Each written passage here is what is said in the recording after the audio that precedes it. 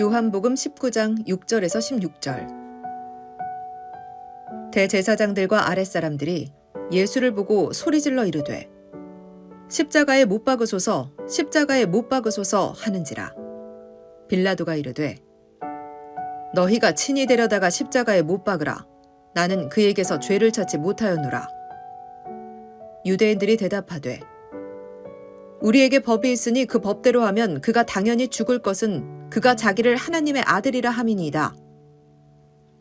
빌라도가 이 말을 듣고 더욱 두려워하여 다시 관정에 들어가서 예수께 말하되 너는 어디로부터냐 하되 예수께서 대답하여 주지 아니하시는지라. 빌라도가 이르되 내게 말하지 아니하느냐. 내가 너를 놓을 권한도 있고 십자가에 못 박을 권한도 있는 줄 알지 못하느냐. 예수께서 대답하시되 위에서 주지 아니하셨더라면 나를 해할 권한이 없으리니 그러므로 나를 내게 넘겨준 자의 죄는 더 크다 하시니라. 이러함으로 빌라도가 예수를 놓으려고 힘썼으나 유대인들이 소리질러 이르되 이 사람을 놓으면 가이사의 충신이 아니니이다. 무릇 자기를 왕이라 하는 자는 가이사를 반역하는 것이니이다. 빌라도가 이 말을 듣고 예수를 끌고 나가서 돌을 깐뜰 히브리 말로 가바다에 있는 재판석에 앉아 있더라. 이날은 유월절의 준비일이요 때는 제6시라. 빌라도가 유대인들에게 이르되 보라 너희 왕이로다. 그들이 소리 지르되 없이하소서 없이하소서 그를 십자가에 못 박게 하소서. 빌라도가 이르되 내가 너희 왕을 십자가에 못 박으랴. 대제사장들이 대답하되 가이사 외에는 우리에게 왕이 없나이다 하니 이에 예수를 십자가에 못 박도록 그들에게 넘겨주니라. 요한복음 19장 6절에서 16절. 대제사장들과 아랫사람들이 예수를 보고 소리질러 이르되 십자가에 못 박으소서 십자가에 못 박으소서 하는지라. 빌라도가 이르되 너희가 친히 데려다가 십자가에 못 박으라. 나는 그에게서 죄를 찾지 못하였노라. 유대인들이 대답하되 우리에게 법이 있으니 그 법대로 하면 그가 당연히 죽을 것은 그가 자기를 하나님의 아들이라 함이니이다. 빌라도가 이 말을 듣고 더욱 두려워하여 다시 관정에 들어가서 예수께 말하되 너는 어디로부터냐 하되 예수께서 대답하여 주지 아니하시는지라. 빌라도가 이르되 내게 말하지 아니하느냐. 내가 너를 놓을 권한도 있고 십자가에 못 박을 권한도 있는 줄 알지 못하느냐. 예수께서 대답하시되 위에서 주지 아니하셨더라면 나를 해할 권한이 없으리니 그러므로 나를 내게 넘겨준 자의 죄는 더 크다 하시니라. 이러함으로 빌라도가 예수를 놓으려고 힘썼으나 유대인들이 소리질러 이르되 이 사람을 놓으면 가이사의 충신이 아니니이다. 무릇 자기를 왕이라 하는 자는 가이사를 반역하는 것이니이다. 빌라도가 이 말을 듣고 예수를 끌고 나가서 돌을 깐뜰 히브리 말로 가바다에 있는 재판석에 앉아 있더라. 이날은 유월절의 준비일이요 때는 제6시라.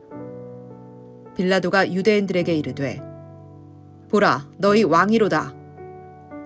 그들이 소리 지르되 없이하소서 없이하소서 그를 십자가에 못 박게 하소서.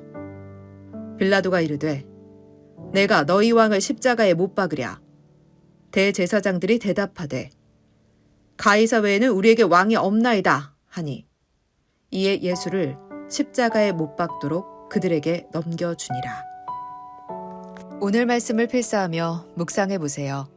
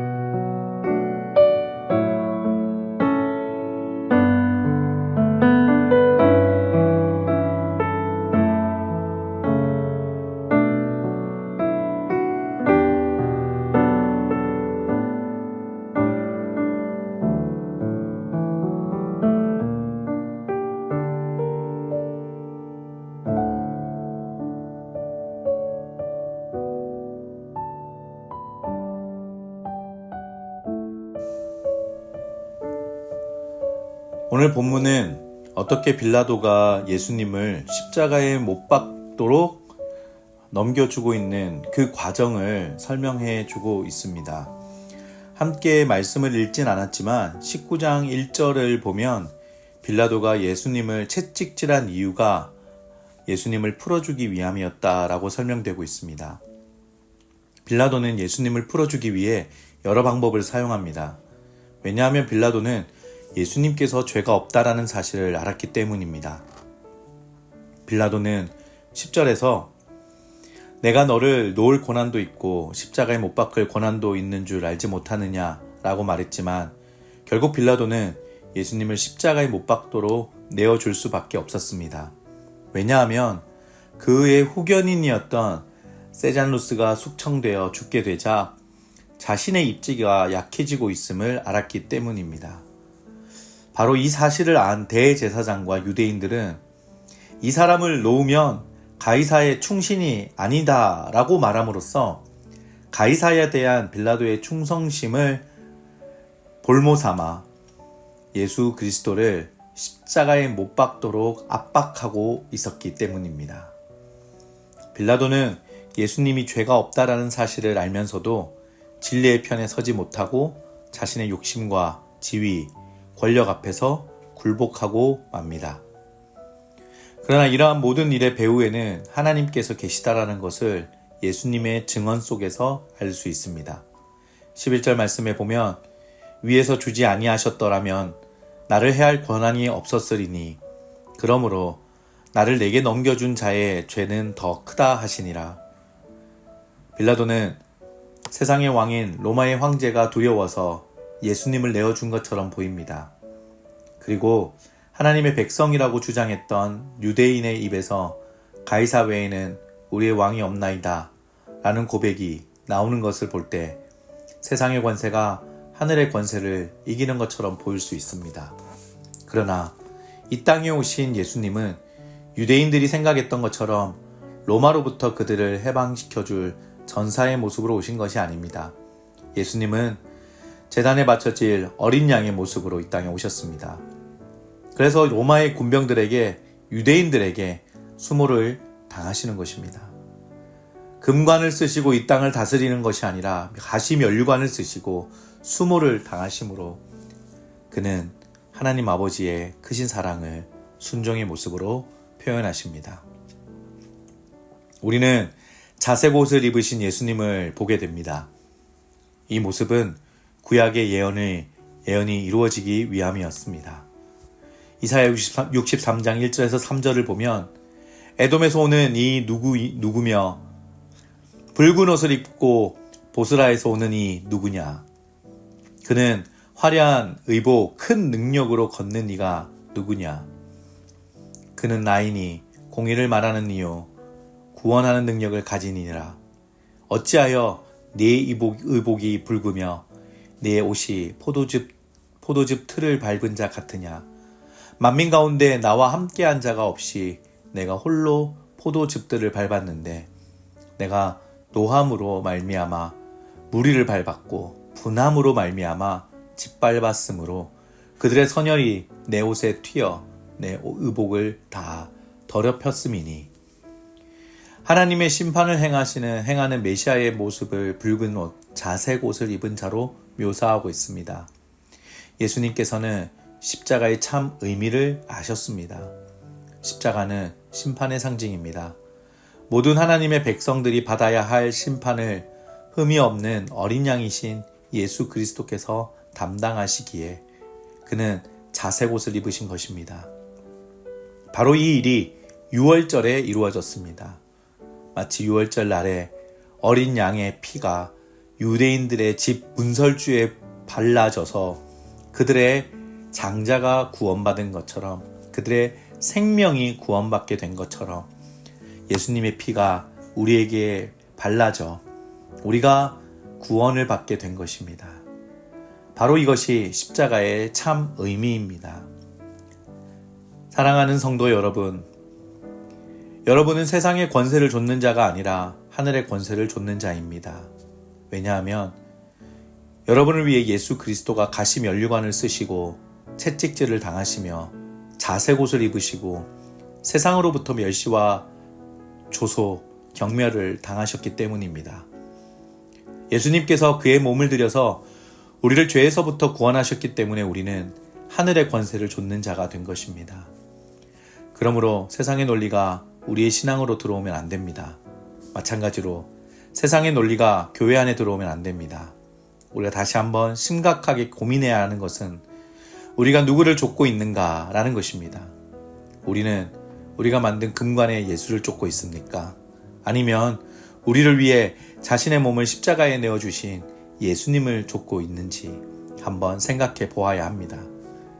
자신을 십자가에 못 박으라고 외치는 자들을 위해 울고 계시는 예수님께서 지금 우리를 보시고 울고 계시며 슬퍼하신다라는 사실을 또한 기억해야 합니다.